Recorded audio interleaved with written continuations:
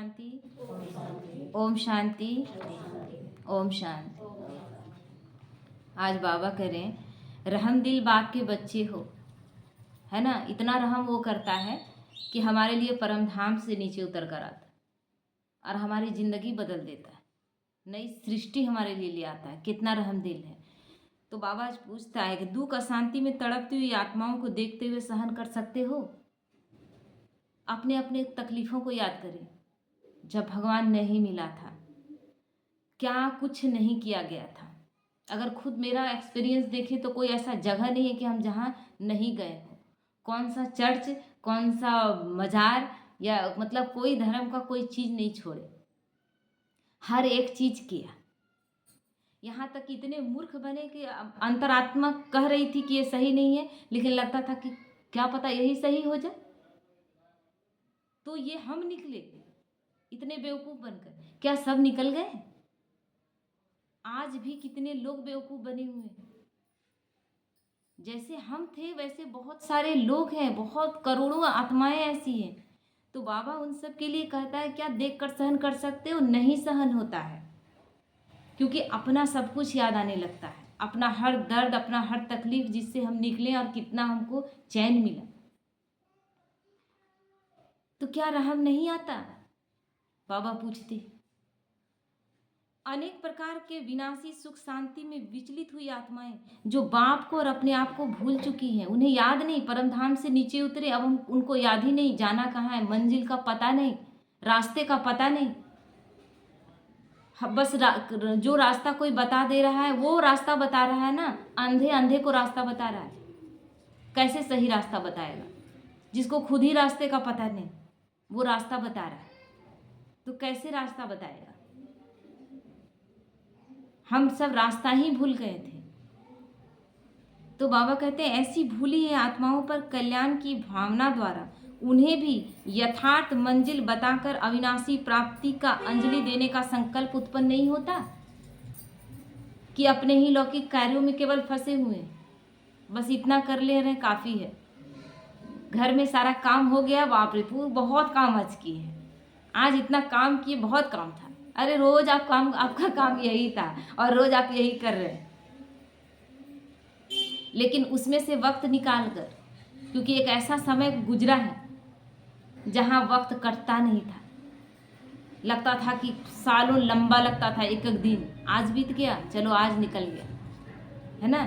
आज लगता है वक्त कम है, आज लगता है वक्त कम है, कितना सारा कुछ कर लिया जाए, क्योंकि अब पता है, समय का एहसास है, क्योंकि अब मंजिल पता है, इसलिए चैन नहीं है। लगता है कब हम पहुँचे और केवल हम ही पहुँचे क्या? सभी को रास्ता दिखाएं और सबको लेकर पहुँचे, क्योंकि सब भटके हुए हैं जैसे हम भटके हुए थे। इसलिए बाबा कहता है कि रहम करो उन आत्माओं पर। अब तो समय प्रमाण सप्ताह कोर्स के बजाय अपने वरदानों द्वारा अब 7 डेज का कोर्स कराने का, सुनने का क्षमता नहीं है लोगों में।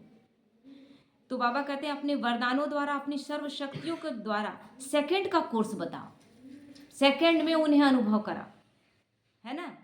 ये कब होगा? जब हमारी स्थिति उतनी पावरफुल रहेगी, तब हम अनुभव करा सकेंगे। जो अनुभवी हैं वही अनुभव करा सकते हैं, जिन्हें खुद अनुभव नहीं वो अनुभव नहीं करा सकते।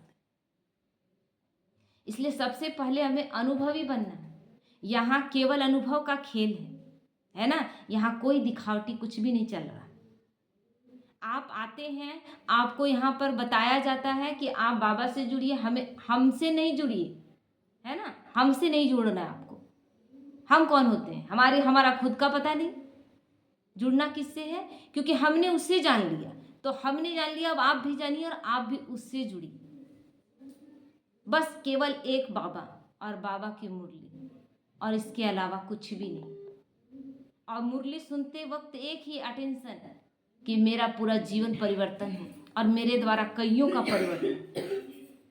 ये सोचो, है ना। कभी भी किसी भी चीज़ से प्रभावित, किसी आत्मा के गुणों से भी प्रभावित नहीं, उस गुण को अपनाना है, प्रभावित नहीं होना। तो हम बदल सकेंगे, दूसरों का जीवन हम बदल सकेंगे, तड़पती हुई आत्माओं को रास्ता दिखा सकेंगे। जब उस रास्ते पर चलकर हम अनुभवी बन जाएंगे, तब तो हम किसी को अनुभव करा सकेंगे ना। क्या बोला गया, भीष्म पितामह जैसे लोगों को आप ज्ञान का बाण लगाते हो, तीर लगाते हो। ज्ञान का तीर लगा था उनको, वो तीर नहीं लगा था जिसमें बोले गया कि तीर का बिछावन है, उसमें लेटे हुए दर्द से करा रहे हैं। अरे नहीं, ज्ञान बाण लगा उनको। और तब उनको एहसास हुआ, किनको, जो भीष्म पितामह क्या है, ब्रह्मचर्य है उनका, है ना। तो सन्यासी क्या है, केवल एक ब्रह्मचर्य में। भीष्म पितामह के पास क्रोध उतना ही है, मोह भी उतना ही है ना। तो सन्यासियों का क्या है, केवल एक ब्रह्मचर्य है। तो वैसे लोगों को ज्ञान देकर ज्ञान का बाण उनको लगे, तीर लगे। कब लगेगा, जब हम वो शक्तिशाली स्थिति में स्थित हो। आज महामंडलेश्वर लोग, सन्यासी लोग इस ज्ञान मार्ग में आ रहे हैं कि नहीं आ रहे हैं। ब्रह्मा कुमारी में आए और केवल गीता ज्ञान को कौन दिया है, इस बात में 2-3 तथ्य रखा गया, बहुत अच्छे से रखा गया, चाहे आशा दीदी के द्वारा या उषा दीदी के द्वारा, बहुत अच्छा लगा। और उन लोगों को अनुभव हो गया, स्वीकार किया कि ये सच्चाई है। बाबा बोला था ना, अव्यक्त वाणी में बोला गया था, एक दिन सारे साकार मुरली में भी बाबा बोला है, कब का बोल चुका है कि सारे सन्यासी, सारे महामंडलेश्वर, सब धर्मात्मा महात्मा को यहीं से कल्याण होना है और सब एक दिन स्वीकार करेंगे। तो वो समय आ गया है ना, तो हो जाएगा। वरिष्ठ आत्माएं कर लेंगी, क्या हम वरिष्ठ नहीं बने? क्या हम वो शक्तिशाली स्थिति ना बनाए? क्योंकि भाग्य हम अपना लिखेंगे, वो अपना लिख रहे हैं। तो हमें ऐसी शक्तिशाली स्थिति, ये नहीं सोचे कि हम बोलना नहीं आ रहा है, हमको चलना, हमको करना नहीं आ रहा है, हमको बताना नहीं आ रहा है, मेरा मुख नहीं खुल रहा है। अनुभव से कराए ना, शक्तिशाली स्थिति का अनुभव। आप अंदर से आत्मिक स्वरूप में स्थित रहेंगे और उस भावना से एक लाइन भी बोलेंगे तो वो टच होगा। एक माता थी, उनको बोला गया, सेंटर में बोला गया कि एक आए थे, कोई वीआईपी टाइप के आए थे, बोला गया कि आप माता जी आप ज्ञान दीजिए। तो उनको बोला गया कि आप ज्ञान दीजिए, और वो माता पढ़ी लिखी ज़्यादा नहीं थी और इतना प्रेम में डूबी है कि बोलती है मेरा बाबा, बोलती है, और उसका आँख से झरझर आंसू बह रहा है। वो लाइन कंप्लीट ही नहीं कर पा रही है। मतलब हम 7 डेज का कोर्स कराने के लिए, एक भाई के लिए हमको निमित्त बनाया गया है। बाबा इतना मेरा हमको प्यार करता है कि हमको बोलना भी नहीं आता, हम इतना पढ़े लिखे भी नहीं है, इतना प्यार कि मेरा बाबा, बोलती है, आँख से झरझर आंसू बहने लगता है।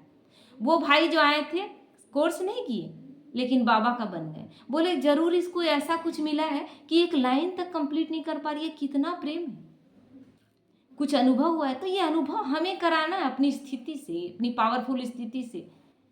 वाणी कितना कार्य करेगी, वाणी से कार्य करने वाले बहुत हैं, अभी बहुत कथावाचक है ना। लेकिन मेरी कथा से नहीं, मेरी व्यथा से लोग बदलेंगे। मेरी व्यथा जो हमने भोगी है, वो व्यथा से लोग बदलेंगे। वो व्यथा जब जानेंगे कि उस व्यथा से निकल के हम कैसा हर्षित जीवन जी रहे, वो लोगों का जीवन चरित्र बदल देगा। तो इसीलिए बाबा कहते हैं अब तो ये कोर्स कराने का समय नहीं, अपने वरदानों द्वारा। लेकिन वरदान कब देंगे आप, भरपूर होंगे तब ना। कौन वरदान देता है, जो देने लायक है। वरदान जो देने लायक है, जिसके पास कुछ है नहीं वो वरदान क्या देगा। तो अपनी सर्व शक्तियों के द्वारा सेकंड का कोर्स बताओ, तब ही सर्व आत्माओं को रूहों की दुनिया में बाप के साथ ले जा सकेंगे, है ना। तभी सभी को अपनी सेकंड में रूहों की दुनिया यानी परम धाम में ले जा सकेंगे। वो मेरी पावरफुल स्थिति हो कि एक सेकंड में क्या करती थी दीदी हो या दादियाँ हो या बाबा, एक सेकंड में अशरीरी स्थिति का अनुभव करा देते थे अपने पावरफुल वाइब्रेशन से, अपनी शक्तिशाली स्थिति से। हाथ पकड़े किसी का, वो अशरीरी हो गया। एक था ना कि एक बहन, मतलब ज्ञान में एक बहन और भाई ज्ञान में अच्छे से चले और समर्पित थे, और दोनों का अचानक क्या मन बदला, शादी कर ली। एक बहुत बड़ी बदनामी हुई, है ना, डिसर्विस हुआ। लेकिन चले गए उन लोगों को, क्योंकि बाबा के यज्ञ में सब माफ, है ना। क्योंकि हमें माफ कर, ड्रामा में जो नूंदा हुआ है वो तो होना ही है, फिक्स है। उसके बाद उनका एक बेटा हुआ, लेकिन बेटा आंख से देख नहीं सकता था। सब जगह दिखाया गया लेकिन कोई डॉक्टर ठीक नहीं कर पाए, कोई डॉक्टर ठीक नहीं कर पाए। अब ना उन लोगों को, दोनों को अनुभव हो रहा है कि हम लोगों से मिस्टेक हो गया है। बाबा के यज्ञ में आकर हम लोग डिसर्विस किए, उसकी सजा है। तो तड़प रही थी कि कब जाकर फिर से मिले, लेकिन हिम्मत नहीं हो रहा था दोनों का। लेकिन संकल्प तो पहुंचता है। जानकी दादी उन लोगों को बुलवाई और ये दोनों मिलने गए बच्चे को लेकर के। उसके बाद पूछी क्या हाल चाल है, तो बताई कि ऐसा ऐसा बात है। बोले कहाँ इसका कुछ हुआ है ना। बाबा का दृष्टि दिया हुआ पानी रखा हुआ था और हाथ में ली बच्चे को और बस उस पानी से आंख पोंछ दी, बच्चा देखने लगा।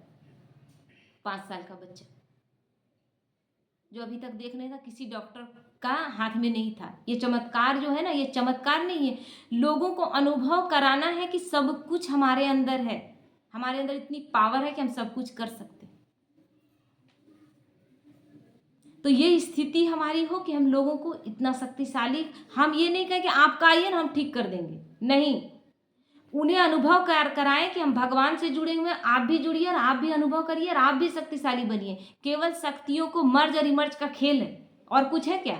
हमारी शक्तियां मर्ज हो गई, हम वही 33 करोड़ देवी देवता हैं। हम अपनी शक्तियों को भूल गए, हम भगवान को भूल गए। बस भगवान आता है और हम याद दिलाता है कि तुम हो कौन।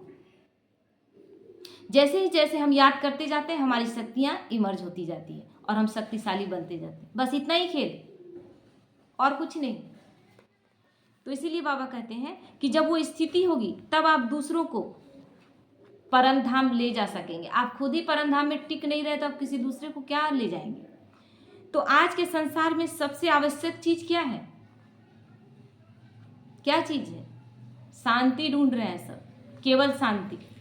सबके पास सब कुछ है, बहुत लोग बोलते हैं ये है मेरे पास, वो है, सब मतलब कितना सारा अपने बताते हैं, लेकिन शांति नहीं है। और उस शांति के लिए क्या करते हैं, कभी हिमाचल जाएंगे, कभी शिमला जाएंगे, कभी विदेश जाएंगे, कुछ दिन का है ना, समर वेकेशन में कहीं निकले, कहीं छुट्टियों में कहीं निकले, वीकेंड में कहीं निकले, लेकिन फिर तो उसी दुनिया में उसी घर में आना, वहीं पर आना। जहां रहे उस जगह को हम अपना वो स्थान बना दें। क्या स्थान को चुनकर बाबा आया था, क्या स्थान चुना था क्या बाबा। बाबा जब आया था तब भूत प्रेत था उस जगह में, सांप बिच्छू थे, लेकिन बाबा के शक्तिशाली योग, बच्चों के शक्तिशाली योग के वाइब्रेशन से वो जगह कितना शक्तिशाली बन गया। क्या था, बंजर भूमि था जिसको मधुबन को सरकार घोषित कर दिया था एकदम, मतलब जिसको रिजेक्ट कर दिया गया था। अब सरकार को उस जगह का जरूरत नहीं। उस बंजर जमीन में बाबा ने फूल खिलाया, उस बंजर जमीन में उतना बड़ा एरिया में वैसा स्वर्ग स्थापित कर दिया। फिर हम स्थान ढूंढें कि यहाँ से वहाँ और वहाँ से यहाँ, ऐसा जरूरत है क्या। हम ब्राह्मण आत्माएं जिस जगह पर पैर जमा दे वहाँ शांति स्थापित हो जाए, हमारे वाइब्रेशन से वो जगह शक्तिशाली और पवित्र हो जाए, हो जाना चाहिए ना। तो इसीलिए बाबा कहते हैं उसी शांति के दाता तुम बच्चे हो। कितना भी कोई विनाशी धन, विनाशी साधन द्वारा शांति लेने चाहे तो सच्ची अविनाशी शांति नहीं मिल सकती है। सब कुछ है आपके पास, साधन है, शांति नहीं। और साधनों से शांति आती तो शांति, बहुत अमीर अमीर लोग शांत होते, ऐसा नहीं है। आज का संसार धनवान होते, सुख के साधन होते, फिर भी अविनाशी सदा काल की शांति के भिखारी हैं। ऐसे शांति की भिखारी आत्माओं को आप मास्टर शांतिदाता, शांति के भंडार, शांति स्वरूप आत्माएं अंजलि देकर सर्व की शांति की प्यास, शांति की इच्छा को पूर्ण करो। भगवान ये हमसे डिमांड कर रहा है, क्यों कर रहा है, वो दिया है हमें और अब हमें देना है। वो अनुभव कराया है हमें, अब हम नहीं किए, हम व्यर्थ में लगे रहे, नेगेटिव में लगे रहे, फालतू विचारों में लगे रहे, ये हमारी गलती है। वो तो सदा से देता आ रहा है, वो तो खुला है, वो तो दे रहा है। सूर्य जैसे अपना रोशनी हर रोज देता है और ये तो 24 घंटे देता है, आप लेते नहीं है, ये आपकी कमजोरी है। तो बाबा इसलिए कहता है कि अब भरपूर हो, अब दूसरों को देने का, दूसरों की प्यास बुझा। बाप दादा को अशांत बच्चों को देखकर रहम आता है, बाबा को रहम आता है। तो बाबा हमसे पूछता है क्या तुम्हें रहम नहीं आता। रहम आता है ना। वो समय जो बीता हुआ समय याद करते हैं तब उस समय लगता है बेचैन हो जाते हैं और लगता है तुरंत निकले और सबको चिल्ला कर बताएं कि अब सब छोड़ो और भगवान के पास आओ, यहाँ आते ही तो तुम्हें सब कुछ मिलेगा। तो इतना प्रयत्न कर साइंस की शक्ति से कहाँ कहाँ पहुँच रहे हैं, क्या क्या बना रहे हैं। दिन को रात भी बना सकते हैं, कर दिया है ना। बड़े बड़े मेट्रो सिटी में देखिए दिन रात का पता ही नहीं चलेगा। रात को दिन भी बना सकते, लेकिन अपनी आत्मा का स्वधर्म शांति उसको प्राप्त नहीं कर सकते। सब विनाशी चीजों को कर सकते हैं, सारा हुनर है हमारे पास, लेकिन हम शांति नहीं ला सकते, क्योंकि हम अपने ही स्वरूप को भूले हुए। जब तक उस स्वरूप को नहीं याद रखेंगे कि हम हैं कौन, तब स्वधर्म कैसे याद आएगा? और जब तक स्वधर्म याद नहीं आएगा, शांत कैसे होंगे? शांति ही हमारा स्वधर्म है। शांति के सागर की संतान हम, शांत स्वरूप आत्माएं हैं। ये सब भूल गए। तो इसीलिए बाबा कहता है कि साइंस से आप सब कुछ कर सकते हो। जितना ही शांति के पीछे भाग दौड़ करते हैं, उतना ही अल्पकाल की शांति के बाद परिणाम क्या होता है? अशांति ही मिलती। जाते हैं ना, डिस्को में जाते हैं, शराब पीते हैं ताकि शांति मिले। एक भाई बोला कि शराब नहीं पीते, रात रात भर मेरा काम रहता है, नहीं पिएंगे, ड्रिंक नहीं करेंगे तो नींद नहीं आता है ना। तुम बोले उस हिसाब से तो लेडीज लोग को जरूरत से ज्यादा, तब तो और ज्यादा पीना चाहिए। पीना चाहिए कि नहीं? लेडीज लोग का तो हमको लगता है कि 12-1 बजे रात तक नॉन स्टॉप ड्यूटी है ना। और आजकल तो माताएं बहनें बाहर भी काम कर रही है, घर में भी काम कर रही है, फिर तो उनका ड्रिंक ज्यादा करना बनता है, हक बनता है। लेकिन ये सब क्या है? पीते हैं। वो भाई बोला कि पीना शुरू किए, तो पीना शुरू किए, पहले तो नींद आया, उसके बाद वो डोज में फिर काम नहीं करने लगा, फिर डोज बढ़ा दी तो फिर नींद आने लगा, फिर उस डोज में भी नींद काम करने नहीं लगा, फिर तीसरा, इसी तरह करते करते अब क्या हो गए आप? अब उस चीज के इतने एडिक्ट बन गए। अब उस एडिक्शन से आप निकलिए बाहर। अब इतना एडिक्ट बन गए हैं कि आपको शांति और नींद क्या, अब लोग आपसे भाग रहे हैं, और आप अपने ही एडिक्शन से परेशान हैं कि लोग मेरे बारे में क्या सोचते होंगे, क्योंकि आप उस समय आते ही आप जाकर और बस ड्रिंक कर लेते हैं। तो ये क्या शांति देगा हमें? कितनी देर के लिए? उस शराब बाबा नहीं कहता कि शराब का नशा में कोई दिवालिया भी है, उसके पास पैसे नहीं है, फिर भी अपने आप को राजा समझ रहा है, लेकिन कितनी देर के लिए? तो बाबा कहते हैं परिणाम क्या है? अशांति ही मिलती है। अविनाशी शांति सर्व आत्माओं का ईश्वरीय जन्मसिद्ध अधिकार है ना। हम सब का जन्मसिद्ध अधिकार है। हम उसी जगह से आए हैं जहाँ केवल शांति है, कोई आवाज ही नहीं। लेकिन जन्मसिद्ध अधिकार के पीछे कितनी मेहनत करते हैं। सेकंड की प्राप्ति है, लेकिन सेकंड की प्राप्ति के पीछे पूरा परिचय न होने के कारण कितने धक्के खाते हैं, पुकारते हैं, कहाँ चले जाएं, कौन से मंदिर मस्जिद गुरुद्वारे जाएं, कहाँ जाएं, कौन सा पूजा पाठ कराएं, शांति का इतना यज्ञ कराते हैं, शांति पाठ कराते हैं, लेकिन शांति अनुभव नहीं होता, क्योंकि सब कुछ ऊपर से कर रहे हैं, हम अपने अंदर में छेड़छाड़ नहीं कर रहे। कहाँ परिवर्तन करना चाहिए वहां हम कर ही नहीं रहे हैं, जहां करना चाहिए वहां नहीं कर रहे। हम शांति का पाठ करा रहे हैं घर में, और शांति क्यों नहीं है उस वजह को ढूंढना ही नहीं चाहते। दो पति पत्नी में लड़ाई झगड़ा हो रहा है, तलाक तक बात पहुंच गया, हम तांत्रिकों के पास जाते हैं, बोलते हैं घर में कुछ भी अच्छा नहीं है, आप कुछ कीजिए, घर में कुछ अच्छा, सब कुछ ठीक होने लगे, रिश्तों में सुधार होने लगे। अरे दो आदमी बैठिए, बात में एक दूसरे के बात सामने रखिए, किस वजह से अशांति है। थर्ड पर्सन आएगा और आपका ठीक कर देगा, वो भी क्या करेगा? कभी समझते हैं वो क्या करेगा? कुछ पुड़िया देगा और बोलेगा बड़े विश्वास के साथ, तो उस पुड़िया को लाएंगे, घर में छिड़क देंगे, और कुछ 8 दिन में लगेगा कि शांति हो गया। क्यों हो गया? क्योंकि आपका विश्वास है, वो विश्वास काम कर रहा है, और उस आदमी में कुछ नहीं है ना उस पुड़िया में कुछ है, इतना जान लीजिए।